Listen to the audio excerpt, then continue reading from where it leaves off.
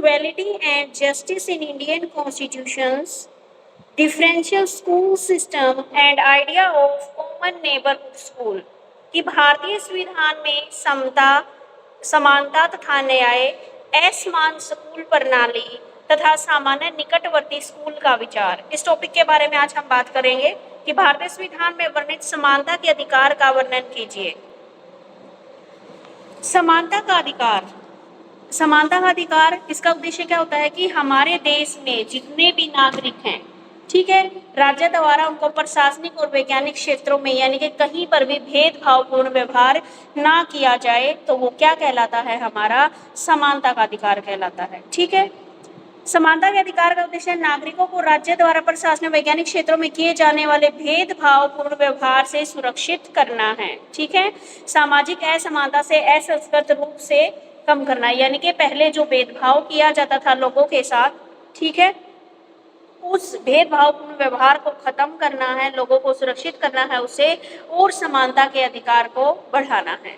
जब हमारा क्या है, इंडियन कॉन्स्टिट्यूशन में 44वां अमेंडमेंट हुआ, उससे पूर्व संविधान में कुछ मौलिक अधिकारों की श्रेणी में बांटा गया था, जिसमें संपत्ति के अधिकार को मौलिक अधिकार माना गया था और कानूनी अधिकार बनाने की व्यवस्था की गई थी।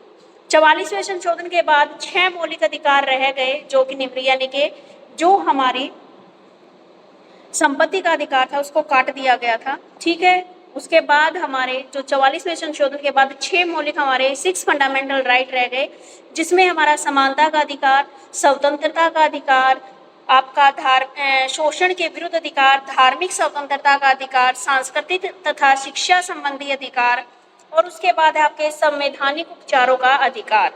समानता का अधिकार, समानता का अधिकार हमारे लिए बहुत महत्वपूर्ण है और ये आर्टिकल नंबर 14 से लेकर 18 तक में के बीच में आता है। समानता का अधिकार जो हमारी डेमोक्रेसी है उसका आधारशिला है। भारतीय संविधान में नागरिकों को निम्नलिखित प्रकार की समानता प्रदान की गई है। देखो भाई, किस किस प्रकार की समानता प्रदान की गई है भाई हमारे देश में। सबसे पहले तो है कानून के समक्ष समानता, ठीक है। दूसरा है कानून का समान संरक्षण, भेदभाव की मनाही, सरकारी नौकरियों के लिए अवसर की समानता, उपलब्धियों की समानता, ठीक है। भारतीय संविधान में वर्णित सामाजिक न्याय ये दे रखे। तो सबसे पहले आती है कानून के समक्ष समानता। जो हमारी आर्टिकल 14 है उसमें ये बोला गया है कि कानून के समक्ष समानता और विधियों के समान संरक्षण शब्दों का एक साथ प्रयोग किया गया है और संविधान में लिखा गया है कि भारत का हर एक व्यक्ति, ठीक है, चाहे वह कोई भी व्यक्ति हो, किसी भी व्यक्ति को कानून के समक्ष समानता और कानून के समान संरक्षण को राज्य द्वारा वंचित नहीं किया जाएगा। ठीक है, यानी कि लोगों को समान अधिकार मिलेगा, सबको क्या है, कानून के समक्ष प्रस्तुत होने का भी, कानून से सहायता लेने का भी समान अधिकार मिलेगा।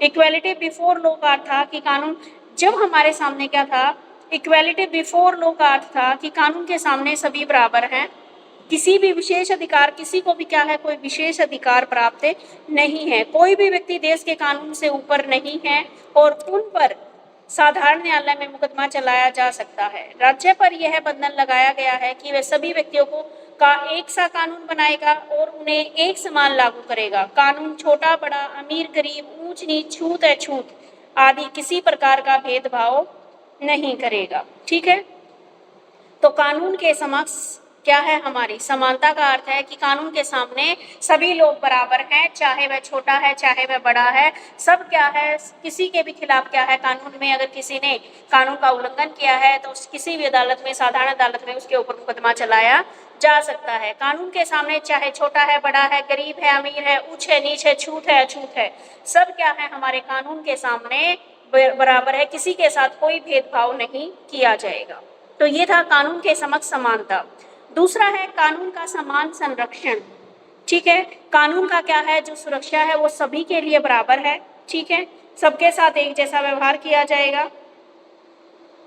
कानून के समक्ष समानता का अधिकार केवल भारतीय नागरिकों को नहीं बल्कि विदेशी नागरिकों को भी प्राप्त है।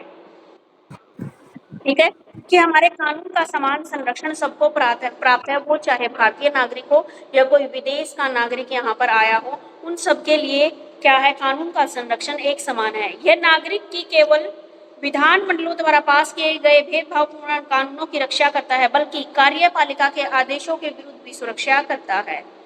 इस अधिकार के निम्नलिखित अपवाद हैं, निम्नलिखित क्रिटिसिज्म किए गए हैं। विदेशी राज्यों के अध्यक्ष और राजपूतों के विरुद्ध भारतीय कानूनों के अंतर्गत कोई कार्यवाही नहीं की जा सकती। देखो भाई, कानूनों का समान संरक्षण है, ये बोला गया है इसमें कि कानून का तो सबको समान संरक्षण है, चाहे वह भारत का नागरिक हो, चाहे वह क्या हो, हमारा विदेश का कोई व्यक्ति यहाँ पर आया हो, तो कानून सबके लिए यहाँ पर बराबर है। लेकिन कुछ क्रिटिसाइज भी हैं, कुछ ऐसी चीजें भी हैं जिनके ऊपर हमारा भारतीय कानून क्या है, लागू नहीं होता। इसमें बोला गया है कि जितने भी राजपूतों के अध्यक्ष तथा विदेशी राज्यों के जितने भी अध्यक्ष हैं, ठीक है, जितने भी स्पीकर्स हैं या राजपूत हैं, राजपूतों के विरुद्ध भारतीय कानूनों के अंतर्गत कोई कार्यवाही नहीं की जाएगी। विदेशी राज्यों यानी कि मान लीजिए दूसरे देशों के जितने भी वे हैं यहाँ पर एम्बेसीज जो होती हैं, उनके अंदर जितने भी चेयरपर्सन हैं, उनके विरुद्ध भारतीय कानून के अंतर्गत कोई कार्यवाही नहीं की जा सकती। आर्टिकल 361 के अनुसार राष्ट्रपति और जो भी हमारा राज्यपाल होता है, उसके विरुद्ध अनेक कार्यकाल में कोई फौजदारी मुकदमा नहीं चलाया जा सकता। उनको ना तो पकड़ा जा सकता है और ना ही कैद का दंड दिया जा सकता है। ठीक है, तो 361 जो राष्ट्रपति है या किसी भी स्टेट का राज्यपाल है, उसके खिलाफ भी कोई मुकदमा नहीं चला जा सकता, फौजदारी मुकदमा नहीं चलाया जा सकता। उसके बाद है मंत्रियों, विधानमंडलों के सदस्य, न्यायाधीशों और दूसरे कर्मचारियों को भी कुछ विशेष अधिकार दिए गए हैं। ठीक है, जिनके जितने भी मंत्री हैं, विधानमंडल के सदस्य, न्यायाधीश हैं, दूसरे कर्मचारी हैं, उनको कुछ स्पेशल राइट हैं। अगर वो उन स्पेशल राइट को तोड़ते हैं तो उनके ऊपर भी मुकदमा चलाया जाएगा। उनको कुछ स्पेशल अधिकार प्राप्त हैं जिसमें उन्हें कुछ % तक छूट है। ठीक है, तो ये था कानून के समान संरक्षण। उसके बाद है भेदभाव की मनाही। समानता के अधिकार में यही बोला गया है कि हमें किसी के साथ कोई भेदभाव नहीं करना है। राज्य किसी भी नागरिक के विरुद्ध धर्म, मूल, जाति, लिंग, जन्म स्थान इसके आधार पर कोई भेदभाव नहीं करेगा। दुकानों, सार्वजनिक भोजनालयों, होटलों, मनोरंजन के सार्वजनिक स्थानों पर उपरोक्त किसी आधार पर नागरिक को अयोग्य व प्रतिबंध नहीं किया जाएगा। ठीक है, कोई कहीं पर भी खाना खाना चाहता है, दुकान पर जाना चाहता है, किसी को कोई मनाही नहीं होगी। कोई भी कुओं, तालाबों, नहाने के घाटों, सड़कों व सैर के स्थानों पर किसी की राज्य के पूर्णतः देखभाल की जाती है तो उनको सार्वजनिक प्रयोग के लिए दिया गया। किसी भी नागरिक को जाने की मनाही, चाहे बंदा क्या है, कुएं से पानी पिए, तालाब से, चाहे नहरों में या सड़कों पर सैर करने जाए, तो उन सब में क्या है, सबको क्या है, कोई मनाही नहीं है। सार्वजनिक स्थान सभी नागरिकों के लिए बिना भेदभाव के खुले हुए हैं। ठीक है, लेकिन इसका भी कुछ क्रिटिसाइज किया गया है अनुच्छेद 15 में। राज्य स्त्री और बच्चों के हितों की रक्षा के लिए विशेष व्यवस्था कर सकता है। यदि सरकार स्त्री और बच्चों के हितों की रक्षा के लिए विशेष सुविधाएं प्रदान करती है तो उसे कानून को इस अधिकार का उल्लंघन नहीं माना जाएगा। हाँ, ये बात भी है कि अगर मान लो सरकार कोई स्पेशल राइट देना चाहती है बच्चों के लिए और स्त्रियों के लिए, कोई विशेष सुविधा देना चाहती है, तो सरकार अपनी तरफ से दे सकती है। राज्य पिछड़ी जातियों, अनुसूचित जातियों और अनुसूचित कबीलों की भलाई के लिए विशेष व्यवस्था का प्रबंध कर सकती है। अगर कोई अदर ज़्यादा बैकवर्ड कास्ट है, कोई शेड्यूल है, कोई शेड्यूल ट्राइब है, तो ऐसे लोगों की भलाई के लिए भी विशेष सुविधाओं की व्यवस्था का प्रबंध कर सकते हैं। ठीक है, आगे सरकारी नौकरियों के लिए अवसर की समानता। यह है हमारा आर्टिकल 16 के अंदर कि राज्य में जितनी भी सरकारी नौकरियां हैं उनकी नियुक्ति के लिए सब नागरिकों को एक समान अधिकार प्राप्त है। तभी तो हम हरियाणा के होते हुए हम क्या दूसरी स्टेट में भी क्या कर सकते हैं, फॉर्म अप्लाई कर सकते हैं। उसके बाद है, लेकिन इसके भी कुछ क्या है, क्रिटिसिज्म है। जैसे संसद किसी राज्य या केंद्रीय प्रदेश की सरकार या स्थानीय सरकार के अधीन किसी पद की नियुक्ति के लिए निवास संबंधी योग्यताएं निर्धारित कर सकती है। ठीक है, मान लो संसद है या किसी भी राज्य के केंद्रीय प्रदेश की सरकार है या वहाँ की क्या है लोकल गवर्नमेंट है, उसके अधीन किसी पद की नियुक्ति के लिए। हाँ, लेकिन इतना अपवाद है कि आप कहीं पे भी जॉब के लिए तो अप्लाई कर रहे हो, लेकिन संसद या सेंट्रल का कोई भी मिनिस्टर है तो वो उसका जो होम से रिलेटेड जो संबंधी योग्यताएं हैं वो निर्धारित करनी पड़ती हैं। उसके बाद है सरकार पिछड़े हुए नागरिकों के लिए जिन्हें सरकारी सेवाओं से उचित प्रतिनिधित्व प्राप्त नहीं है स्थान सुरक्षित रख सकते हैं। यानी कि ये आरक्षण की बात आ गई इसमें कि सरकार जो पिछड़े हुए नागरिक हैं उनके लिए क्या है, कुछ उचित स्थान सुरक्षित कर सकते हैं, कुछ सीटें रिजर्व कर सकती है। दूसरा, यदि कोई पद किसी धार्मिक या सांप्रदायिक संस्था से संबंध रखता है तो उसमें शेड्यूल 16 के क्षेत्र से बाहर माना जाएगा। अगर कोई धार्मिक या सांप्रदायिक संस्था से संबंधित कोई पद निकला हुआ है तो वो क्या है, आपके धारा 16 के अंतर्गत नहीं आएगा, यानी कि वो सरकारी नौकरियों के अवसर की समानता के अंदर नहीं आएगा। उसके बाद है छुआछूत की समाप्ति। सेक्शन 17 द्वारा छुआछूत को समाप्त किया गया। किसी भी व्यक्ति के साथ अछूत जैसा व्यवहार करना या उसको अछूत समझना, सार्वजनिक स्थानों, होटलों, घाटों, तालाबों आदि पर क्या है, उसको रोकना कानूनन अपराध माना जाएगा। ठीक है। सरकार ने 1955 में छुआछूत अपराध अधिनियम पास किया और सरकार ने 1976 में एक और कानून पास किया जिसे नागरिक अधिकार सुरक्षा अधिनियम बोलते हैं, the protection of civil rights act 1976 कहा गया। इस कानून के अंतर्गत छुआछूत से संबंधित अपराधों के लिए कैद की सजा बढ़ा दी गई। इस कानून के अंतर्गत छुआछूत को मानने वाले और उसका प्रचार करने वाले को 2 साल की कैद और 1000 रुपए का जुर्माना किया जा सकता है। जिन व्यक्तियों को इन कानूनों के अंतर्गत दंड दिया गया हो वे व्यक्ति लोकसभा या राज्य विधानसभा के लिए चुनाव नहीं लड़ सकते हैं। ठीक है, ये बताया गया है छुआछूत के। उसके बाद है उपाधियों की समाप्ति। सेक्शन 18 के अनुसार सेना या शिक्षा संबंधी उपाधि के अतिरिक्त राज्य कोई भी उपाधि नहीं देगा। या तो आपने सेना में अच्छा काम कर रखा हो, बहादुरी का काम करा, या आपने एजुकेशन से रिलेटेड कोई भी आपने अवार्ड प्राप्त कर रखा हो, इसके अलावा राज्य कोई भी उपाधि आपको नहीं देगा। भारत का कोई भी नागरिक किसी भी राज्य से कोई उपाधि स्वीकार नहीं करेगा।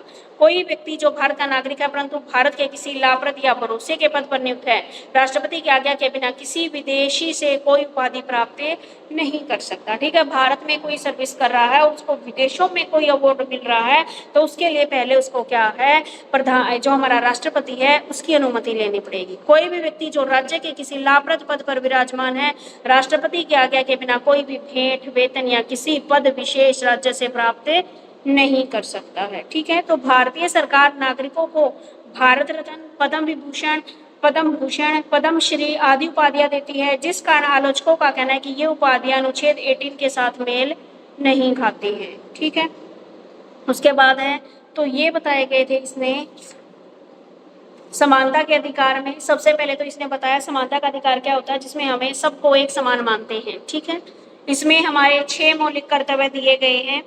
6 मौलिक कर्तव्य में पहला मौलिक कर्तव्य है वह कर्तव्य है हमारा समानता का अधिकार, जिसके बारे में यहाँ पर डिफाइन किया गया। सिर्फ 6 का नाम बताया गया है और डिफाइन सिर्फ समानता के अधिकार को किया गया है। 6 मौलिक कर्तव्य कौन से, हमारे फंडामेंटल राइट, समानता का अधिकार, स्वतंत्रता का अधिकार, शोषण के विरुद्ध अधिकार, धार्मिक स्वतंत्रता का अधिकार, सांस्कृतिक तथा शिक्षा संबंधी अधिकार, संवैधानिक उपचारों का अधिकार, ये दिए गए। ठीक है, तो समानता का अधिकार जिसमें क्या है आपके आर्टिकल 14 से लेकर 18 तक इसके अंदर आएंगे, जिसमें ये बताया गया है कि जो हमारा समानता है वो समानता का अधिकार है वो हमारे लोकतंत्र की आधारशिला है, जिसमें आपको कानून के समक्ष समानता, यह आर्टिकल 14 में है कि कानून के समक्ष सभी व्यक्ति क्या हैं, एक समान है। उसके बाद है कानून का समान संरक्षण, यानी कि कानून की जो सुरक्षा है वो सबको एक समान है। लेकिन इसके कुछ क्या दे दिए गए हैं, ये आपका इसके कुछ क्रिटिसाइज दे दिए गए हैं, जैसे राष्ट्रपति है या राज्यपाल है उनको क्या है, कुछ स्पेशल अधिकार है, मंत्री, विधानमंडल सदस्य, न्यायाधीश, उनको भी कुछ स्पेशल राइट है।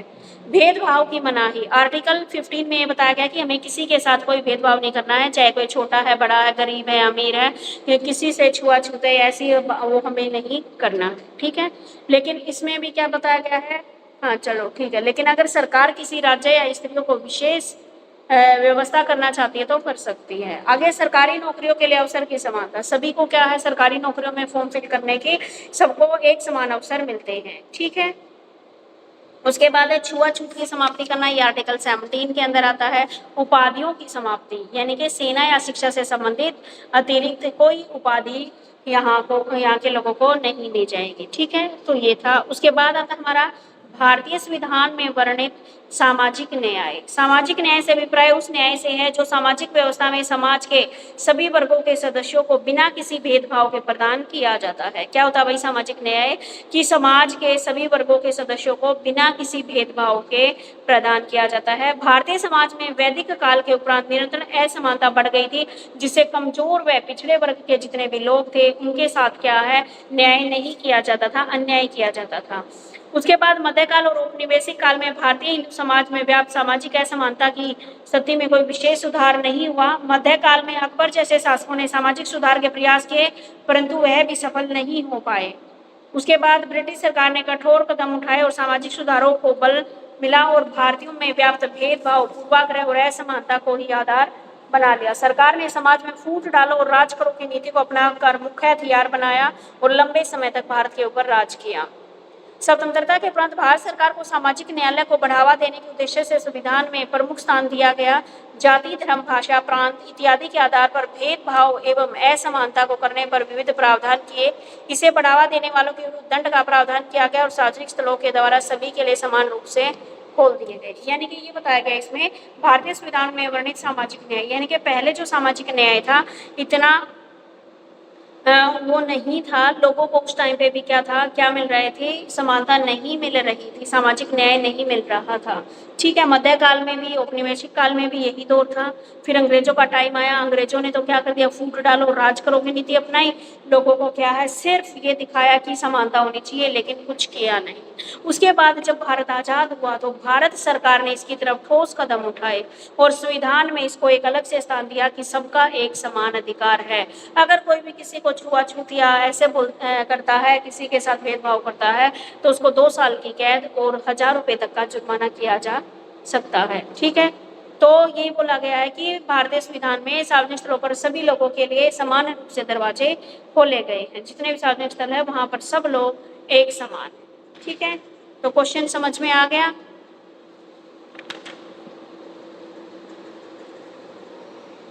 Yes ma'am.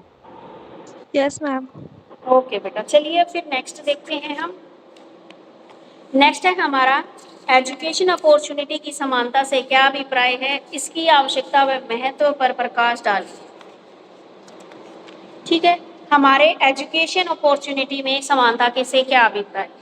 शिक्षा में समानता एवं शैक्षणिक अवसरों की समानता, ये क्या हमारे लिए एक इम्पोर्टेंट पॉइंट है। यहाँ पर अपना यह करते हुए समझा गया है कि समाज में प्रत्येक बालक को शिक्षा का समान अवसर है। ठीक है, और यहाँ पर तो 8 से 14 वर्ष तक की आयु के बच्चे को निःशुल्क और अनिवार्य शिक्षा का भी अधिकार प्राप्त है। अगर किसी के पेरेंट्स 8 से 14 साल तक के बच्चों को मान लीजिए अगर शिक्षा नहीं दिलाते हैं तो इसको एक अपराध माना जाता है। ठीक है, तो शैक्षणिक अवसरों की समानता की आवश्यकता एवं महत्व है। शिक्षा द्वारा उच्च स्तर स्थान तथा आय के योग्य बन सकता है। यानी कि शिक्षा के द्वारा व्यक्ति आय भी कमा सकता है, यानी कि पैसे भी कमा सकता है जी, अपना समाज में अपना एक अलग पहचान भी बना सकता है। ठीक है, उच्च स्तर पर हाई लेवल पर भी पहुंच सकता है यदि उसे उचित व अन्य व्यक्तियों के समान शैक्षणिक अवसर प्राप्त हो तो। ठीक है, अगर उसको सभी लोगों के समान अवसर प्राप्त हो तो एक व्यक्ति बुलंदियों को छू सकता है। तो यहाँ पर शिक्षा का मेन ऑब्जेक्टिव ये होना चाहिए कि व्यक्ति को शिक्षा ग्रहण करने के बाद समान स्तर प्राप्त हो ताकि वह उस सीमा तक लाभ उठा सके जिस सीमा तक लाभ उठाने की क्षमता उसमें हो। शैक्षणिक अवसरों की आवश्यकताओं के निम्नलिखित कारण से है। शैक्षणिक अवसरों की समानता की आवश्यकता निम्नलिखित कारण हमें क्या है, एजुकेशन में इक्वल अपॉर्चुनिटी की क्यों नीड है। एक तो फर्स्ट नीड बताई गई है, ये एक ऐसा समाज जिसमें समानता और सामाजिक न्याय के आदर्शों की प्रमुखता दी जाती की स्थापना में सहायक है। मान लीजिए हमें क्या है, सबको समानता देनी और सामाजिक न्याय देना है तो शिक्षा के भी अवसर समाज में देने होंगे। दूसरा है, पब्लिक में समस्त नागरिकों को एजुकेटेड होने पर जनतांत्रिक संस्थाओं की सफलता निर्भर करती है। यानी कि अगर हमारे देश में लिटरेसी रेट बढ़ेगा तभी हमारे देश की क्या है, जो डेमोक्रेसी है उसकी डेवलपमेंट होएगी। शैक्षणिक अवसरों की समानता के अवसरों से ही राष्ट्र के विकास को गतिशील बनाया जाता है। यानी कि जितने ज़्यादा लोग पढ़ेंगे उतना ही हमारा जो नेशन है वह क्या है, डायनामिक बना रहेगा, लाभकारी बना रहेगा, जिसका लाभ संपूर्ण समाज व राष्ट्र को मिलेगा। शिक्षा के अवसरों की समानता राष्ट्र के समस्त व्यक्तियों में से कुछ शिक्षा के अवसरों की समानता राष्ट्र के समस्त व्यक्तियों में से कुछ विशेष क्षमता वाले व्यक्तियों को प्राप्त करने की ओर होगी। इस प्रकार विशिष्ट योग्यता वाले व्यक्ति विशिष्ट व्यवसायों के लिए अधिक संख्या में मिल पाएंगे और समाज का लाभ होगा। उसके बाद है, शैक्षणिक अवसरों की समानता से देश की मानव शक्ति की आवश्यकताओं और कुशल कार्यकर्ताओं की उपलब्धता में घनिष्ठ संबंध विकसित होता है। शैक्षणिक अवसरों की समानता सभी को शिक्षित कर सामाजिक परिवर्तन की प्रक्रिया को तीव्र करती है। अब देखो बेटा, एक बार फिर से ओवरव्यू दे देती हूँ कि एजुकेशन अवसर क्यों समानता बताई गई है कि भाई हमें एजुकेशन की जो अपॉर्चुनिटी है वो सबको एक समान, सबको इक्वल मिलनी चाहिए, ठीक है। और बाद में ये बोला गया है कि 6 से 14 वर्ष तक के बच्चों को निःशुल्क और अनिवार्य शिक्षा के सबको एक समान अधिकार है, ठीक है। और हमें क्या है, अगर एक व्यक्ति को पढ़ने का सही अवसर मिला, सबको एक समान अवसर मिले, तो एक व्यक्ति अपने लाइफस्टाइल को भी चेंज कर सकता है, ठीक है, वह बुलंदियों को छू सकता है। हमें क्या है, एजुकेशन में अपॉर्चुनिटी की, एक समान अपॉर्चुनिटी की क्यों आवश्यकता, हम क्यों चाहते हैं कि सबको एक समान अवसर मिले। तो क्या है, इससे क्या होगा, एक समाज में क्या है, समानता और सामाजिक न्याय के आदर्श प्रस्तुत होंगे। दूसरा, अगर देश के नागरिक शिक्षित होंगे तो क्या है, तो जनतांत्रिक संस्थाओं की सफलता उसी के ऊपर निर्भर करती है, यानी कि हमारे डेमोक्रेटिक के जितने जो भी सिस्टम है, जितने भी इंस्टीट्यूट है, उसको भी सक्सेस हो जाएंगे। अगर हम एजुकेशन की अपॉर्चुनिटी इक्वल देंगे तो जो राष्ट्र की डेवलपमेंट है वो भी क्या है, बहुत अच्छे से होगी। समान राष्ट्र में समस्त व्यक्तियों में कुछ विशेष क्षमता प्राप्त व्यक्तियों को प्राप्त करने, यानी कि इसने ये जो अपॉर्चुनिटी है, समान राष्ट्र के समस्त व्यक्तियों को एक समान प्राप्त है। इस विशिष्ट योग्यता वाले व्यक्ति विशिष्ट व्यवसायों के लिए अधिक संख्या में मिल पाएंगे और समाज को लाभ होगा। अगर लोग पढ़े लिखे होंगे और उन्होंने कुछ अच्छी स्किल्स को सीखा होगा तो इन स्किल्स के ऊपर हमारे डेवलपमेंट निर्भर करती है। उसके बाद है हमारा, जितने भी हमारी एजुकेशन अपॉर्चुनिटी है उनकी समानता से देश में जो एक ह्यूमन पावर है, उसकी जो नीड है और जो कुशल, जो स्किल्ड वर्कर्स हैं, उनकी उपलब्धता भी बन जाएगी। उसके बाद है शैक्षणिक अवसरों की समानता सभी को शिक्षित कर सामाजिक चेंज, यानी कि सोशल चेंज लाने में भी हेल्प करती है, ठीक है। तो ये थे आपके शैक्षणिक अवसरों की समानता से क्या अभिप्राय है, ये वाला समझ में आ गया।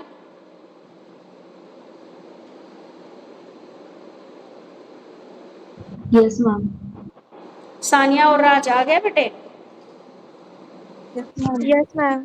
ठीक है, अब देखते हैं कि जो हमारे शैक्षणिक अवसर है, यानी कि जो हमारे एजुकेशन के जो अपॉर्चुनिटी है, इक्वल है, उनके बीच में कौन कौन सी बाधाएं आती हैं। अब तुम भी देखते हो, भाई मेरा एडमिशन नहीं होगा, फलाने बच्चे का एडमिशन हो गया, भाई इक्वल चांस मिला था हमें तो, लेकिन उसका एडमिशन कैसे हो गया, मेरे तो एक ज़्यादा नंबर थे, उस बच्चे का एडमिशन हो गया।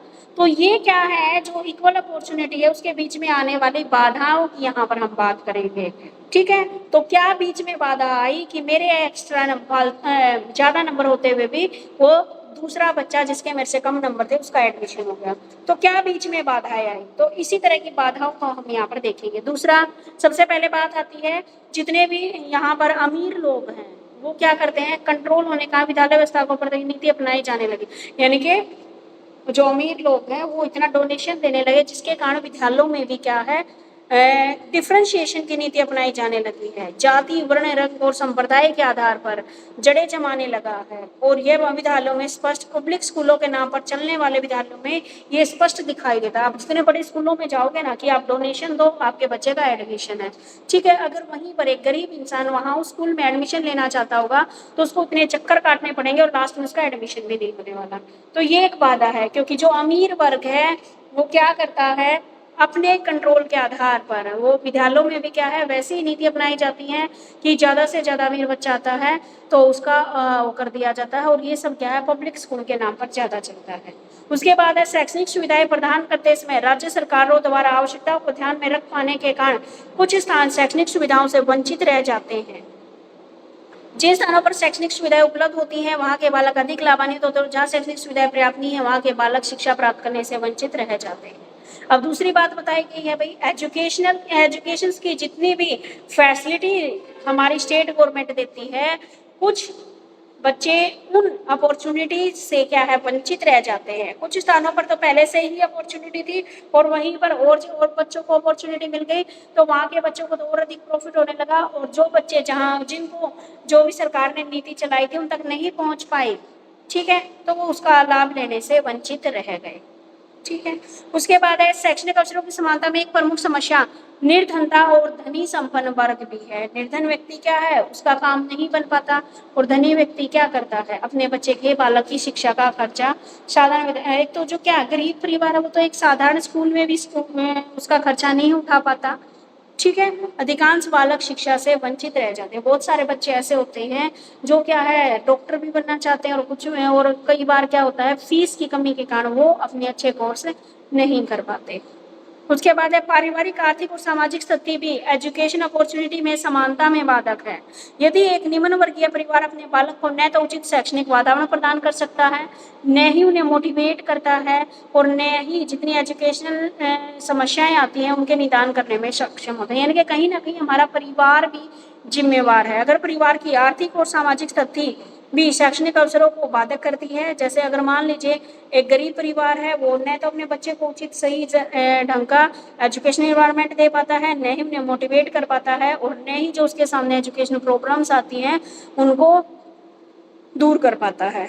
एक प्रमुख समस्या लिंग भेद भी है। समाज में लड़कियों की शिक्षा पर लड़कों की अपेक्षा कम ध्यान दिया जाता है। ठीक है, ये बोला जाता है कि लड़के पढ़ेंगे, लड़कियां पढ़ के क्या करेंगी, तो लड़कियां शिक्षा से वंचित रह जाती है। भौगोलिक विषमताओं तथा दूर दराज के आदिवासी जनजाति और मक्कड़ जाति के बालकों की शिक्षा का कोई उचित व्यवस्था न होने के कारण भी ये बालक शिक्षा से वंचित रह गए हैं। शिक्षा का व्यवसायोन्मुखी न होना भी एक समस्या है। आज शिक्षा ग्रहण पर बालक नौकरी की तलाश में भटकते हैं और उचित रोजगार न मिलने पर परिवार के अन्य बालकों को उनके माता पिता पैतृक धंधे में लगा देते हैं। ठीक है, जिससे उन्हें शैक्षणिक अवसर नहीं मिल पाते। अब शिक्षा के समान अवसर प्राप्त करने हेतु सुझाव पूर्ण उत्तरदायित्व सरकार का होनी चाहिए, यानी कि पूरी तरह से रिस्पॉन्सिबिलिटी सरकार की होनी चाहिए। एजुकेशन को लेकर निजी शिक्षा व्यवस्था की समाप्ति की जानी चाहिए। सभी तक सरकारी स्तर पर शिक्षा की पहुंच होनी चाहिए। उचित देखरेख प्रणाली का विकास होना चाहिए। अच्छे तथा कुशल अध्यापकों की भर्ती होनी चाहिए और शिक्षण संस्थानों में वृद्धि होनी चाहिए। ठीक है, तो भाई क्या क्या बाधाएं आती हैं हमारे सामने, एक तो धनी वर्ग बाधा बन के आता है, दूसरा जो सेंट्रल गवर्नमेंट के द्वारा जितनी भी फैसिलिटीज प्रोवाइड की जाती है वो हो सकता है उस जगह पर न की गई हो, तो वहाँ के लोग वंचित रह जाते हैं, वहाँ के बच्चे।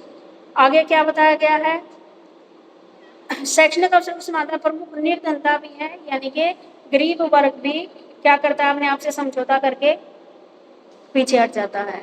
उसके बाद ग्रामीण विद्यालयों में साथ समान सुविधा का अभाव है, इसके कारण भी शैक्षणिक अवसरों में समानता नहीं रह जाती है।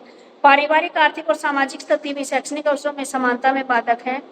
ठीक है, और एक प्रमुख समस्या क्या है हमारी, जेंडर वायस है, यानी कि लड़कियों को इतना ज़्यादा नहीं पढ़ाया जाता, लड़कों को ज़्यादा पढ़ाया जाता है। लेकिन आजकल ये थ्योरी चेंज होने लगी है।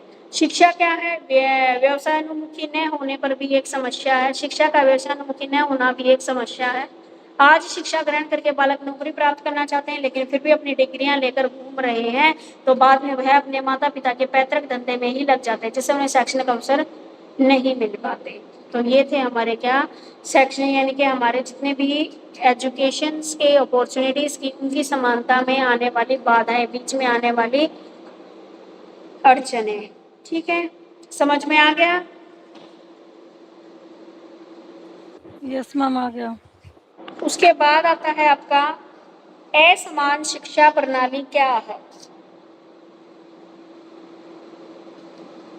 असमान प्रणाली का अभिप्राय विशिष्ट शिक्षा प्रणाली एक विशिष्ट, एक स्पेशल एजुकेशन प्रणाली से है, जहां पर भिन्न भिन्न आवश्यकता वाले बालकों को असमान प्रणाली द्वारा शिक्षा प्रदान की जाती है। ठीक है, अगर हम सीधा बोले तो विशिष्ट बालकों को दी जाने वाली शिक्षा को विशिष्ट शिक्षा कहते हैं।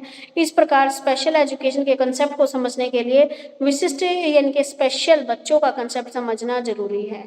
इसमें दिया गया विशिष्ट बालक वे होते हैं जो औसत बालकों से शारीरिक, मानसिक, संवेगात्मक अथवा सामाजिक लक्षणों में इतने अधिक भिन्न होते हैं कि उन्हें अपने अधिकतम क्षमता के विकास के लिए विशेष शैक्षणिक सेवाओं की आवश्यकता होती है। ठीक है, तो असमान शिक्षा प्रणाली क्या है, यानी कि ऐसी शिक्षा प्रणाली जो कुछ स्पेशल बच्चों के लिए ही प्रोवाइड करवाई जाती है। वैसे तो हम बोलते हैं कि समान अवसर है, तो इन लोगों के लिए क्या है, कुछ स्पेशल एजुकेशन इन लोगों को प्रोवाइड करवाई जाती है। ठीक है, ये बालक, विशिष्ट बालक वे बालक होते हैं जो औसत बालकों से शारीरिक, मानसिक और इमोशनल अथवा सामाजिक लक्षणों में बहुत पीछे होते हैं और इन्हें अपने अधिकतम क्षमता के विकास के लिए विशेष शैक्षणिक सेवाओं की ही आवश्यकता पड़ती है। देखो भाई, स्पेशल बच्चों के लिए क्या क्या लक्षण है भाई। विशिष्ट बालक, स्पेशल चाइल्ड, सामान्य बालकों से बहुत भिन्न होते हैं। ठीक है भाई, उनका या तो क्या IQ लेवल नॉर्मल बच्चों से बहुत कम मिलेगा। यह भिन्नता शारीरिक, मानसिक, सामाजिक और संवेगात्मक दृष्टि से भी हो सकती है, यानी कि कुछ स्पेशल बच्चों में ये भी हो सकता है कि कोई शारीरिक चोट उसे लगी हो, मानसिक, सामाजिक व संवेगात्मक, उसके कारण वह ऐसा बना हो। ये भिन्नताएं बालकों के व्यवहार और उपलब्धि को प्रभावित करती हैं। इन भिन्नताओं के कारण बालक विशेष ध्यान की अपेक्षा करता है। अतः इन सब विशिष्ट बालकों के लिए विशेष एजुकेशन प्रोग्राम शुरू करने चाहिए। और शिक्षा के अंतर्राष्ट्रीय कोष ने क्या बोला है, यह शिक्षा जो उन बच्चों को दी जाती है जो विशेष शैक्षणिक उपचार की इसलिए उपेक्षा करते हैं क्योंकि वे या तो प्रतिभाशाली या शारीरिक या मानसिक दृष्टि से विकलांग हैं और ये शैक्षणिक दृष्टि के सामान्य से भिन्न हैं।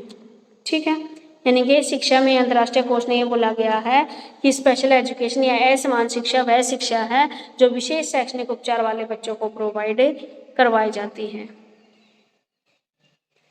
ठीक है भाई, उसके बाद आते हैं इसके विशिष्ट शिक्षा की, यानी कि स्पेशल एजुकेशन जो हम बच्चों को दे रहे हैं उसकी क्या आवश्यकता है और क्या उसके महत्व हैं।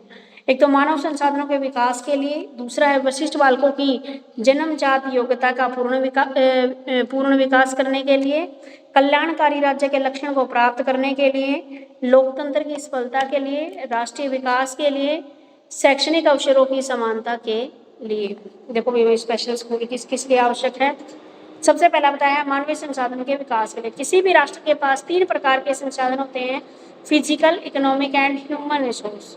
इन तीनों प्रकार के संसाधन में मानवीय संसाधन क्या है, सबसे अधिक इम्पोर्टेंट है, क्योंकि फिजिकल और आर्थिक संसाधन का प्रयोग भी मनुष्य ही करते हैं। और किसी भी राष्ट्र के पास कितनी भी भौगोलिक और आर्थिक साधन का अभाव हो तो भी वह व्यर्थ सिद्ध हो जाता है। आप भौतिक व आर्थिक साधन क्यों न हो और उनका प्रयोग करने वाले व्यक्तियों में आवश्यक कौशल का अभाव हो तो वे सब सिद्धांत व्यर्थ सिद्ध होते हैं। वशिष्ठ बालक भी राज्य की मानवीय पूंजी है, उनको भी अपने व्यक्तित्व के विकास के वैसे ही अवसर उपलब्ध होने चाहिए जैसे कि सामान्य बालकों के होते हैं। और ऐसा तभी संभव है जब इन वशिष्ठ बालकों के लिए वशिष्ठ शिक्षा की व्यवस्था की जाए। देखो भाई, इन्होंने बोला है स्पेशल एजुकेशन की क्यों जरूरत है हमें। एक तो क्या है, ह्यूमन रिसोर्स को डेवलप करने के लिए हमारे इंडिया के पास 3 मेन साधन है, फिजिकल, इकोनॉमिक और ह्यूमन रिसोर्स। और ह्यूमन रिसोर्स कब अच्छा बनेगा, कब डेवलप होएगा, जब वो है क्या है, एजुकेशन प्राप्त करेगा। ह्यूमन यानी कि जितनी ज़्यादा एजुकेशन प्राप्त करेगा उतनी ही उसको नॉलेज होती जाएगी। ठीक है, तो इसने बोला है कि इन तीनों प्रकार के फैक्टर्स में ह्यूमन रिसोर्स सबसे इम्पोर्टेंट माना गया है। ठीक है, यानी कि बाकी दो के बिना भी काम चल सकता लेकिन ह्यूमन के बिना बिल्कुल भी काम नहीं चल सकता। तो उन्हें अपने व्यक्तित्व के विकास में कितना भौतिक व आर्थिक साधन क्यों न हो, अगर किसी देश के पास ह्यूमन कैपिटल नहीं है तो ये सारे के सारे संसाधन व्यर्थ है। जैसे हमारे यहाँ पे बोलते हैं ना कि जहाँ पर इंसानों की कमी है पैसा धरा का धरा रह जाता है। ठीक है, इंसानों के तो काम आना ये पैसा। अब विशिष्ट बालकों की जन्मजात योग्यताओं के पूर्ण विकास के लिए, यानी कि जो स्पेशल बच्चे हैं उनको क्या करना होता है, हमें इस लायक बनाना होता है कि वह अपना जीवन यापन कर सके। तो उसमें कुछ बच्चे ऐसे होते हैं जन्मजात उनके अंदर पूर्ण विकसित होते हैं वो। ठीक है, उनको क्या है, सिर्फ चाहता है कि उनके व्यक्तित्व का स्वाभाविक विकास हो सके। कल्याणकारी राज्य के लक्ष्य को प्राप्त करने के लिए आज लगभग सभी अंडर डेवलपमेंट कंट्री कल्याणकारी राज्य की स्थापना करने के लिए प्रयत्नशील हैं। एक कल्याणकारी राज्य की जिम्मेदारी होती है कि वह प्रत्येक व्यक्ति को, चाहे वह सामान्य हो या वशिष्ठ, अपनी क्षमताओं के अधिकतम विकास के अवसर प्रदान करें और व्यक्ति के विकास के मार्ग में आने वाली बाधाओं को दूर करें। इस दृष्टि से विशिष्ट शिक्षा बहुत महत्वपूर्ण है, यानी कि कल्याणकारी राज्य के लक्ष्य को प्राप्त करने के लिए भी, यानी कि हमें अपने जो हमारा स्टेट है उसको क्या बनाना है, बिल्कुल एक कल्याणकारी राज्य बना। तो इसलिए हमें भी अच्छे अच्छे कमेंट करने पड़ेंगे और अपनी क्षमताओं का अधिकतम विकास का अवसर प्रदान ये हमें कर रहे हैं और व्यक्ति के विकास के मार्ग में आने वाली सभी बाधाओं को दूर करें। ठीक है, उसके बाद है लोकतंत्र की सफलता के लिए भी, यानी कि कुछ स्पेशल बच्चे हैं जिनको क्या हम नॉर्मल स्कूलों में नहीं पढ़ा सकते, उनको पढ़ा के वो भी अपने पैरों पर खड़े होंगे। अपने पैरों पर खड़े होंगे तो लोकतंत्र की सफलता के लिए भी वो तैयार है। ठीक है, उसके बाद है राष्ट्र विकास के लिए आज का युग क्या है, कोई भी राष्ट्र अपनी युवा शक्ति की अपेक्षा करके विकास नहीं कर सकते हैं। कि कोई भी राष्ट्र अपनी जितनी भी युवा शक्ति उसको छोड़कर डेवलपमेंट नहीं कर सकता, क्योंकि जितना भी ह्यूमन का काम है वो सारा ह्यूमन रिसोर्स ही करते हैं। उसके बाद है भारतीय अवसरों की समानता के लिए, शैक्षणिक अवसरों की समानता के लिए जो स्पेशल एजुकेशन है उसमें भी क्या हमारी इक्वल अपॉर्चुनिटी दी गई है। भारत की शिक्षा नीति में शैक्षणिक अवसरों की समानता पर बल दिया गया है।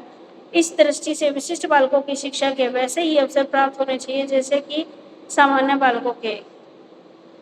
इसके लिए विशेष प्रकार होने चाहिए सामान्य बालकों के। इसके लिए विशेष प्रकार की शिक्षा की व्यवस्था करके हम शैक्षणिक अवसरों की समानता के लक्ष्य को प्राप्त करने की दिशा में आगे बढ़ सकते हैं। ठीक है, तो क्या क्या बताया है भाई इसने? असमान शिक्षा प्रणाली यानी कि जो स्पेशल स्कूल्स होते हैं स्पेशल बच्चों के लिए, जो मेंटली डिसेबल होते हैं या कोई भी डिसेबिलिटी उन बच्चे के अंदर होती है तो उनके लिए खोले जाते हैं। तो फर्स्ट क्लास में बताया गया है इन्होंने इसके फीचर्स में बताया गया है मानवीय संसाधनों के विकास के लिए, विशिष्ट बालकों की जन्मजात योग्यता का पूर्ण विकास करने के लिए, कल्याणकारी राज्य के लक्ष्य को प्राप्त करने के लिए, लोकतंत्र की सफलता के लिए, राष्ट्र के विकास के लिए और शैक्षणिक अवसरों की समानता के लिए। ठीक है, ये बताए गए। कुछ समझ में आया बेटे स्पेशल स्कूल वाला? Yes, ma'am. यस मैम आ गया। ठीक है, उसके बाद क्या है, जो स्पेशल स्कूल खोल रहे हैं उनका क्या उद्देश्य है, उनके उद्देश्य, फिर उनके टाइप बताए हैं और हाँ जी बस इतना आया बताया है। उसके बाद आ जाएगा आपका सामान्य पड़ोस विद्यालय का विचार। विशिष्ट स्पेशल स्कूल की क्या विशेषता है या उनकी आवश्यकता क्यों पड़ी हमें? स्पेशल स्कूल के साथ में स्पेशल बच्चों को शिक्षा दी जाती है, लेकिन स्पेशल बच्चों के साथ सामान्य बालकों को शिक्षा नहीं दी जाती है। यानी कि जो स्पेशल स्कूल्स हैं उसमें सिर्फ स्पेशल बच्चों को ही एजुकेशन दी जाती है, वैसे जो नॉर्मल बच्चे हैं उनको एजुकेशन नहीं दी जाती। स्पेशल बालक को ये शिक्षा नहीं दी जाती है, सामान्य बालक को यानी कि जो नॉर्मल बच्चा है उसको ये शिक्षा नहीं दी जाती है। स्पेशल शिक्षा में चरित्र और समानता को बढ़ावा मिलता है और स्पेशल एजुकेशन प्राप्त करने के लिए विशेष शिक्षण सामग्री, विशेष पाठ्यक्रम व विशेष ट्रेनिंग द्वारा अध्यापकों की आवश्यकता होती है। हाँ जी, जो स्पेशल स्कूलों में जो बच्चा पढ़ता है उसके लिए टीचर की भी क्या होती है, स्पेशल ट्रेनिंग होती है। ठीक है, ये शिक्षा बालकों की क्षमताओं, योग्यताओं, रुचि और अभिरुचियों को ध्यान में रखती है। ठीक है, ये जो एजुकेशन है ये बालकों की क्या क्या स्किल्स हैं उनके अकॉर्डिंग उनको काम सिखाया जाता है। ठीक है, नमस्ते जी। उसके बाद आपका मान लीजिए शारीरिक रूप से कोई अपंग व्यक्ति है, बीमार है, बालकों को उनकी आवश्यकता के अनुरूप ही शिक्षा प्रदान की जाती है। अगर मान लीजिए कोई मेंटली तौर पर पिछड़ा हुआ है बच्चा, तो उसके स्तर के अनुसार व्यावसायिक प्रशिक्षण देकर उसे आत्मनिर्भर बनाया जाता है। अगर कोई मेंटली तौर पर बिल्कुल ही इडियट माइंड है तो उसको इस लायक बनाया जाता है ताकि वे अपना काम खुद कर सके। उसके बाद है इसके उद्देश्य क्या है भाई, आत्मविश्वास पैदा करना, जो स्पेशल बच्चे उनके अंदर सेल्फ कॉन्फिडेंस लेकर आना, मानसिक तथा शारीरिक रूप से प्रभावित बालकों को आत्मनिर्भर बनाती है। यह बालकों को प्रेरणा प्रदान करती है कि वे अपने जीवन के उद्देश्यों को प्राप्त कर सकते हैं। यानी कि जितने भी स्पेशल स्कूल है उसमें बच्चों को मोटिवेट किया जाता है कि आप भी अपने जीवन के गोल को अचीव कर सकते हो। वशिष्ठ बालकों में पैदा हुई हीन भावना को दूर करती, यह स्पेशल बच्चों में जो हीन भावना होती है कि हम तो थोड़े से वैसे हैं, तो उसको क्या करती है, दूर करती है। यह स्पेशल बच्चों में पैदा हुई ये हो गया, यह देश के लिए आदर्श नागरिक तैयार करती है, बालकों को देश की मुख्य धारा से जोड़ती है। इस शिक्षा का उद्देश्य साधारण लोगों के विशिष्ट बालकों के प्रति सोच व दृष्टिकोण को बदलना है। यानी कि लोग जो सोचते हैं कि बच्चे तो पागल ऐसे, उनकी सोच को भी बदलना है। इस शिक्षा के द्वारा देश के विकास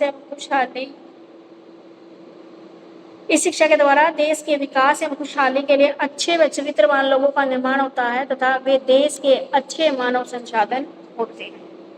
ठीक है, इनके क्या बताया गया है, क्या विशेषताएं हैं, क्या उद्देश्य हैं। विशेषताओं में बताया गया है कि स्पेशल स्कूल स्पेशल बच्चों के लिए होते हैं, नॉर्मल बच्चों के लिए नहीं होते। ठीक है, यहाँ पर बच्चों को मेन चरित्र और समानता का बढ़ावा दिया जाता है। उनका जो कैरिकुलम है वो अध्यापक अपने अकॉर्डिंग करवाते हैं। ठीक है, और इनके जो टीचर्स हैं उनको विशेष ट्रेनिंग दी जाती है। उद्देश्य क्या है, लोगों के अंदर जो ये स्पेशल चाइल्ड है उनके अंदर सेल्फ कॉन्फिडेंस पैदा करना, मानसिक और शारीरिक रूप से प्रभावित बालकों को क्या है, आत्मनिर्भर बनाना, ठीक है, वे किसी के ऊपर डिपेंड ना हो।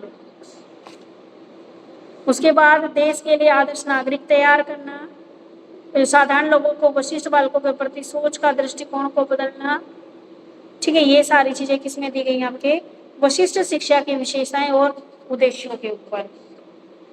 ठीक है, समझ में आ गया? Yes ma'am. अब इसके टाइप और पढ़ दो, फिर उसके बाद मैं कल करवाऊंगी बाकी, क्योंकि अगला टॉपिक है फिर समावेशी शिक्षा का। ये पढ़ो, वशिष्ठ शिक्षा किस प्रकार से प्रदान करेंगे, व्याख्या कीजिए।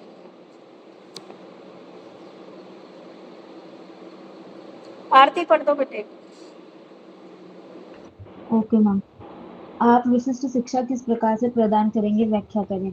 हालांकि सामान्य शिक्षा के साथ कई प्रकार के विशिष्ट बालकों को शिक्षा प्रदान की जा सकती है, लेकिन इससे विशिष्ट बालकों को विशेष लाभ नहीं होता, क्योंकि इनकी आवश्यकताएं सामान्य बालकों से अलग होती है। विशिष्ट बालकों की शिक्षा भी विशिष्ट होती है। हम विशिष्ट बालकों को निम्नलिखित तथ्यों के आलोक में विशिष्ट शिक्षा प्रदान की जा सकती है। फर्स्ट है विशेष विद्यालय। हम जानते हैं कि विशिष्ट बालकों की असमर्थता व उनकी आवश्यकताओं को ध्यान में रखकर अनुभवी व प्रशिक्षण प्राप्त शिक्षकों द्वारा शिक्षा दी जाती है। उनके लिए कुछ विशेष विद्यालय बनाए जाते हैं। ऐसे स्कूलों में विशेष कक्षों व भवनों का निर्माण किया जाता है और आवश्यकता अनुसार प्रशिक्षित एवं योग्य शिक्षक, चिकित्सक और निर्देशक की नियुक्ति की जाती है। विशेष सहायक सामग्री एवं आधुनिक यंत्रों के उपयोग से विशिष्ट बालकों को शिक्षित करने के साथ साथ उनको उनकी योग्यता एवं क्षमता के अनुसार व्यावसायिक प्रशिक्षण भी दिया जाता है। नवोदय विद्यालय ने प्रयोग के तौर पर ग्रामीण तथा शहरी क्षेत्र के भावान बालकों को अपने विद्यालय में दाखिल करना शुरू कर दिया है। सेकंड है आवासीय विद्यालय। हर बालक की असमर्थता अलग अलग होती है तथा उनको प्रतिदिन विद्यालय आना जाना काफी मुश्किल लगता है। अतः ये जरूरी हो जाता है कि इस प्रकार के बालकों को आवासीय विद्यालयों में रखकर उनको शिक्षा प्रदान की जाए। इसके साथ साथ उनको विशेष प्रकार का प्रशिक्षण भी दिया जाए ताकि वे भी आत्मनिर्भर बन सके। थर्ड है विशेष कक्षा योजना। विशिष्ट बालकों को सामान्य बालकों के साथ ही शिक्षा देना अच्छा रहता है, ताकि विशिष्ट बालकों के मन में हीन भावना ना आए कि हमें अलग क्यों पढ़ाया जा रहा है। बालकों की आवश्यकताओं के अनुसार उनके ग्रुप को बना दिए जाते हैं तथा फिर उनको शिक्षा प्रदान की जाती है। यथा यदि अंधा बालक सामान्य बालकों के साथ शिक्षा ग्रहण कर रहा है तथा वह विशेष कक्षा के दौरान ब्रेल भाषा का प्रयोग तथा दूसरे श्रवण उपकरणों का प्रयोग विशिष्ट प्रशिक्षित शिक्षक की देखरेख में कर सकता है। इसके अतिरिक्त उसे यदि किसी विषय विशेष में कोई समस्या है तो वह अपनी समस्या को प्रशिक्षित शिक्षक से निर्देशन लेकर हल कर सकता है। इस प्रकार श्रवण दोषक बालक भी विशेष कक्षा के दौरान ऑडियोमीटर तथा दूसरे सुनने वाले यंत्रों का प्रयोग अध्यापक की देखरेख में करना सीखेगा। दूसरे दोषों वाले बालकों को भी ग्रुप बना के उनको उनकी आवश्यकता अनुसार शिक्षा दी जा सकती है। फोर्थ है हॉबी क्लब। हर बालक की रुचि व अभिरुचि अलग अलग होती है। बड़े बड़े शहरों में आजकल हॉबी क्लब की स्थापना हो रही है। बालक वहां जाके अपनी रुचि व योग्यता के अनुसार अपनी हॉबी का चुनाव कर सकते हैं। इस प्रकार की हॉबी कक्षाओं में भाग लेने से बालक में आत्मविश्वास जगाता है और उनमें आत्मनिर्भरता आ जाती है। फिफ्थ है विशेष शिक्षण। आधुनिक समाज तकनीकी की दिशा में आगे बढ़ रहा है। असमर्थ बालक अपनी दिनचर्या की समस्याओं व अपने आप को समायोजित करने के लिए आधुनिक सुविधाओं का प्रयोग कर सकते हैं। विशिष्ट शिक्षण देकर इन बालकों को इस योग्य बनाया जा सकता है ताकि वे भी विभिन्न प्रकार की परीक्षाओं में हिस्सा ले सके। इन बालकों को जागरूक करने के लिए शैक्षिक व गैर शैक्षिक गतिविधियों में भाग लेने के लिए विशेष शिक्षा देने का प्रबंध करना चाहिए, ताकि उनके अंदर छिपी प्रतिभा को जागृत किया जा सके और वे विद्यालय की गतिविधियों में भाग ले सकें। सिक्स्थ है विस्तार भाषण। विशिष्ट बालकों को सामान्य कक्षा में रखकर भी विशेष शिक्षा की व्यवस्था का प्रबंधन करना चाहिए। इसके लिए हमें विशेष भाषण देने वाले शिक्षकों, विशेषज्ञों तथा शिक्षण एवं निर्देशन की सेवाओं का प्रबंधन करने की आवश्यकता होती है। इसके अतिरिक्त विशेषज्ञ समय समय पर स्कूल में आकर शिक्षक और बालकों के माता पिता से मिलकर विभिन्न विशिष्ट प्रकार के बालकों की पहचान करने और उन्हें शिक्षा व निर्देशन देने की दृष्टि से पूरी तरह से सहायक सिद्ध हो सकते हैं। विशिष्ट प्रशिक्षण प्राप्त प्रशिक्षित अध्यापक, वाणी सुधारक, फिजियोथेरेपिस्ट आदि के अतिरिक्त अन्य विशेषज्ञों की सेवाएं भी लेनी चाहिए ताकि प्रत्येक बालक पर ध्यान दिया जा सके। देखो भाई इसमें क्या बताया गया है कि किस प्रकार जो हमारी स्पेशल एजुकेशन है वो किस प्रकार हम प्रोवाइड कर सकते हैं। तो इसमें क्या है, इसमें 5-6 टाइप में इसको डिवाइड कर दिया गया है। एक तो स्पेशल स्कूल्स को खोल के, दूसरा हमारा रेजिडेंस स्कूल खोल के, तीसरा हमारा स्पेशल क्लास को प्लान करके, फोर्थ है हमारा हॉबी क्लब खोल के, फिफ्थ है हमारा स्पेशल टीचिंग, और उसके बाद है हमारी एक्सटेंशन लेक्चर्स। ठीक है, स्पेशल स्कूल्स की हमने इन बच्चों के लिए स्पेशल स्कूल भी खोल सकते हैं। तो यहाँ पर स्पेशल में आपके मेंटली डिसेबल बच्चे भी आते हैं और स्पेशल में आपकी एक्स्ट्रा ऑर्डिनरी इंटेलिजेंट बच्चे भी आते हैं। तो यहाँ पर जो स्पेशल स्कूल हैं, एक तो है आपके अर्बन स्कूल जो आपके बच्चे फिजिकली और मेंटली थोड़ा डिस्टर्ब हैं उनके लिए हैं, और सुपर इंटेलिजेंट जो बच्चे हैं उनके लिए नवोदय विद्यालय खोले गए हैं। उसके बाद है रेजिडेंशियल स्कूल, जहाँ पर मान लीजिए बच्चा डेली आ जा नहीं सकता है, ठीक है, तो उनको वहीं पर छोड़ दिया जाता है, रेजिडेंशियल स्कूल के अंदर ही छोड़ दिया जाता है। स्पेशल क्लास प्लान, इन लोगों की क्या है, जो सामान्य से वरिष्ठ बालक हैं उनकी अलग से क्लास लगाई जाती है ताकि उनकी हीन भावना न आ सके उनके मन में। अब मान लो एक बच्चा तो ऐसा जिसका IQ लेवल बिल्कुल कम है, एक बच्चा क्या है इंटेलिजेंट है, तो उन दोनों को एक क्लास में ना बैठाकर, अगर उनके स्कूल अलग अलग है फिर तो कोई दिक्कत है ही नहीं, लेकिन स्कूल एक है तो ऐसे बच्चों का क्या है, हमें अलग से शिक्षा की व्यवस्था करनी चाहिए ताकि बच्चे के अंदर जो हीन भावना है वो पैदा न हो सके। उसके बाद है आपकी हॉबी क्लब, हर बालक की रुचि और इंटरेस्ट अलग अलग होता है, और बड़े बड़े शहरों में आजकल हॉबी क्लब की स्थापना होने लगी है। बालक वहां पर जाते हैं और अपने इंटरेस्ट के अनुसार हॉबी का चुनाव कर सकते हैं, और इस प्रकार कक्षाओं में भाग लेने में बालक को क्या सेल्फ कॉन्फिडेंस जागता है और वह आत्मनिर्भरता का अनुभव महसूस करता है। स्पेशल टीचिंग, यहाँ पर क्या है, जो स्पेशल बच्चे हैं जो समाज में एडजस्टमेंट नहीं कर पाते उनको क्या है स्पेशल टीचिंग करवाई जाती है। जो स्पेशल टीचर होता है वो 2 बच्चों पे सिर्फ एक टीचर होता है। ठीक है भाई।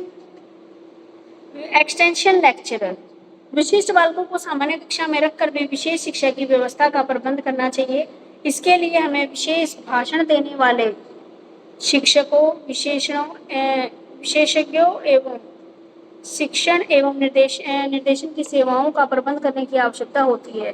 क्या बताया गया अभी हमारा एक्सटेंशन लेक्चरर में, कि जो स्पेशल बच्चे होते हैं उनको सामान्य कक्षाओं में रखकर भी विशेष स्पेशल एजुकेशन का प्रबंध किया जा सकता है। इसके लिए हमें क्या करना पड़ेगा भाई, भाषण देने वाले जितने भी टीचर हैं, जितने भी सब्जेक्ट के स्पेशल हैं एवं गाइडलाइंस की जो सेवाएं हैं पहले उनको देने की आवश्यकता है। इसके अतिरिक्त जो स्पेशलाइजेशन है, जो स्पेशलिस्ट है, उनको समय समय पर स्कूल में जाकर टीचर एवं बच्चों से और उनके माता पिता से मिलकर विशिष्ट प्रकार के बालकों की पहचान करे और शिक्षा का निर्देश देने की दृष्टि से पूरी तरह से इसमें वाणी सुधारक, फिजियोथेरेपिस्ट आदि के अन्य विशेषज्ञों की सेवाएं भी लेनी चाहिए ताकि प्रत्येक बालक का ध्यान रखा जा सके। तो ये था आपका विशिष्ट शिक्षा किस प्रकार प्रदान करेंगे। ठीक है, कुछ समझ में आया है?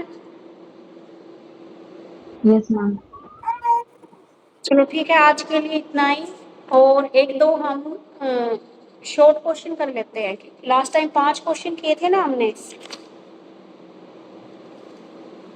चलिए आज 10 तक कर लेते हैं हम। एक तो है भारत के संविधान के निर्माण में उद्देश्य प्रस्ताव की क्या महत्ता थी, क्यों महत्वपूर्ण उद्देश्य प्रस्ताव।